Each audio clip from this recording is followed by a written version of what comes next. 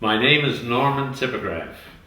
I was a bombardier during World War II, and I flew in the B-17, in fact in the nose of the B-17, where they had the Sperry bomb site. On this particular mission, which was my third mission, we were flying over France, and we were on our way to the target, when suddenly I noticed up ahead there were planes coming back directly at us. It seems our lead plane was hit, and the other planes panicked and they turned around, and we were flying towards them. So my pilot dropped our plane, we went under them, and we actually went on to our target and dropped our bombs.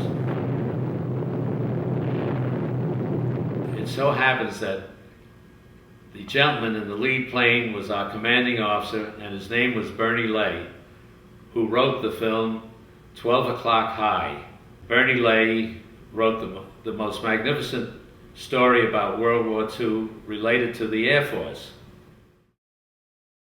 My 17th mission, we went into the briefing room at our base, and we had a blackboard which covered the target. When they lifted up the shade that covered the target, I could see it was Berlin.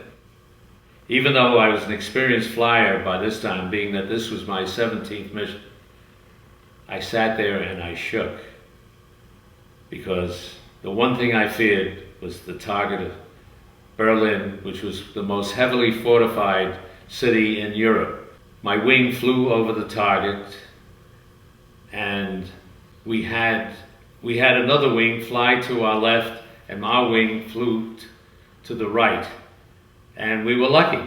The Germans fired at the left wing, and our group just went ahead. We weren't hit with any flak. We had one of the missions that we had was the D-Day mission, and our assignment was to hit targets, railroad targets,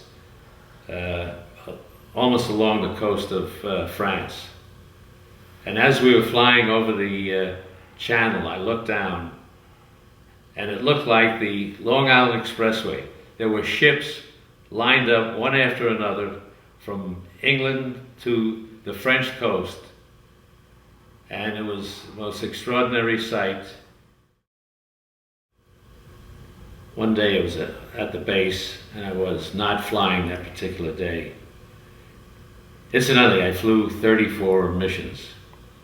On this particular day, we had no mission, so I was at the control tower at our base. And we were having difficulty because a plane was coming in that had been shot up during one of his missions. And he crash landed just outside the control tower. And as it was one of the most unfortunate sights that I have ever encountered, I heard our airmen screaming, and it was one of the most frightening experiences of my life. That's it, I can't. We were on one of our missions, and we were flying over Germany, and the flak was very heavy that day. It was so heavy that if you went out of the plane, you could walk on it. It was so thick. And suddenly my navigator, who was in the nose with me, said, Tip, I think I'm hit. He said, check me out. So I examined him, and it seemed that nose was hit by, the plane's nose was hit by flak, but a straight piece of plexiglass from the nose hit him, and he was not bleeding, he wasn't damaged, and he was okay. And I told him, "You're okay, buddy." And we went on with our mission. I was a very lucky guy. In all my missions, there was just one, and I flew 34 missions, that we were attacked by German aircraft.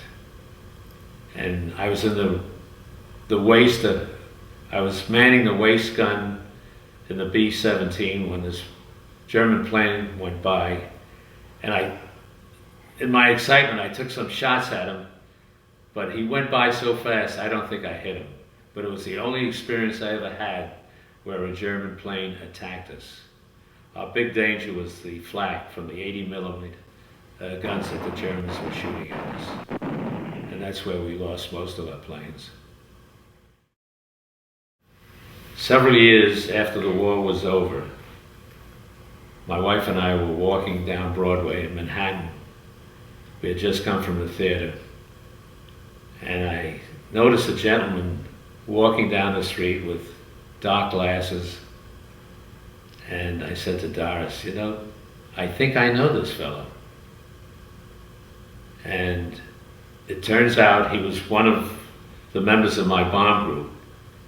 And when we were in training in Mexico, I had, in Laredo, Nuevo, which is on the border of Mexico, he said, "You know, Norm, I want to go into town. I'd like to borrow some money from you." And he borrowed $100 from me. And later on, I found out that he was shot down over Germany, and I had never seen him until that day on Broadway. And he said to me, "Norm, all the time I was in that prison camp, I was thinking of the $100 that I owed you." I said, "Si, forget about it. I don't want that money." He said, "No, I'll feel much better if you take it. It'll ease my mind." I volunteered to stay overseas an extra 6 months.